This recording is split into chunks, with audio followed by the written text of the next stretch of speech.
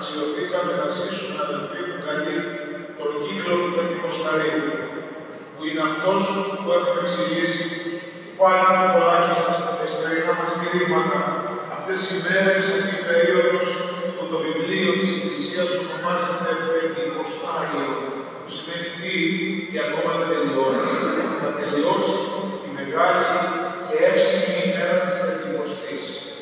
50 ημέρες λοιπόν, εκ των οποίων οι 40 τελειώνουν σήμερα. Και πώς τελειώνουν?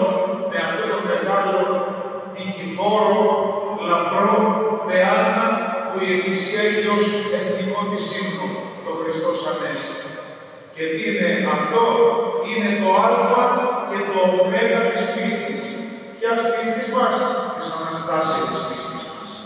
Καμία πίστη, κανένα δόγμα, καμία θρησκεία δεν έχει Ανάσταση ανθρώπου όσο έχει η δική μας πίστη του Χριστού, η πίστη που στηρίζεται στην Ανάσταση του Χριστού μας. Αυτό είναι το καύχημα, αυτή είναι η ελπίδα, αυτή είναι η παρηγοριά μας. Ποια? Ανέστη ο Χριστός εχθρών, ή να είμαστε συμμόρφους ποιήση της Αναστάσεως αυτού. Που σημαίνει ότι και εμείς είμαστε, αδελφοί μου, υποψήφιοι Αναστάση, υποψήφιοι αναστημένοι. Και εμείς είμαστε και όλοι αυτοί που έχουν φύγει μέχρι τώρα είναι υποψήφιοι αναστάσιμοι άνθρωποι, όπως ο αρχηγός της πίστης μας, ο Χριστός μας. Να μάθετε το νόημα της Ανάστασης, που είναι αυτό. Πέφτουμε και σηκωνόμαστε.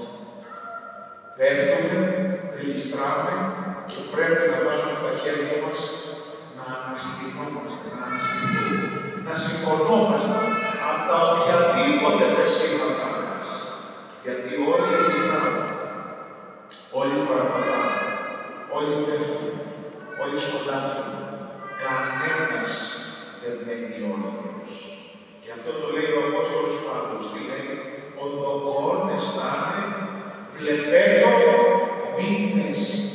Αυτός που νομίζει, το οποίο εγώ δεν νομίζω έτσι, αυτός που νομίζει ότι είναι ορθιός, ας προσέχει γιατί κάποια στιγμή θα φάει τα μότρα του και θα χάσει την ισορροπία του. Μην κρίνουμε αυτούς που πέφτουν, γιατί και εμείς μπορεί να πέσουμε. Οπότε αυτά τα πεσήματα και αυτές οι πτώσεις μας χρειάζεται και επιβάλλεται, καλοί μου αδελφοί, να εμπνέονται και να διαποτίζονται από την Ανάσταση. Από την Ανάσταση του Χριστού μας, που εορτάσαμε και φέτος και αξιωνόμαστε και εδώ 40 μέρες μετά να αποδώσουμε σήμερα την γιορτή, να πάψουμε τον Αναστάσιμο χαιρετισμό που μέχρι τώρα είναι στα χείλη μας και ο Άγιος Μεσογείας και Λαυριωτικής, ο Νικόλαος, έχει πει κάτι σαν ανέκδοτο. Απόψε είπαμε και την Ανάσταση, το βράδυ του Πάσχα, το Χριστός Ανέστη το μετρήσαμε και το έχουμε πει 99 φορές απόψε. Ψάλαμε το Χριστός Ανέστη 99 φορές. Μαζί με τους ψάλτες και τον παπά, όλα μαζί συνολικά, Χριστός Ανέστη που υπόθησα είναι 99. Για να το χορτάσουμε και να το στρογγυλέψουμε, θα το πούμε και μία τελευταία φορά και θα το ψάλουμε μαζί, τελειώνοντας αυτή την όμορφη περίοδο. Σας εύχομαι να είστε φωτεινοί, χαμογελαστοί, σταυρικοί και αναστάσιμοι. Που σημαίνει ότι μαζί με τους σταυρούς και τα προβλήματα να προσδοκούμε ότι θα αναστενόμαστε από αυτά. Ότι θα λυτρωνόμαστε και θα τα λύνουμε και δεν θα μένουμε μυρολατρούντες και κακομοίριδες, αγέλαστοι και κλαψιάριδες, χωρίς να ελπίζουμε ότι θα λύνονται. Χριστός Ανέστη!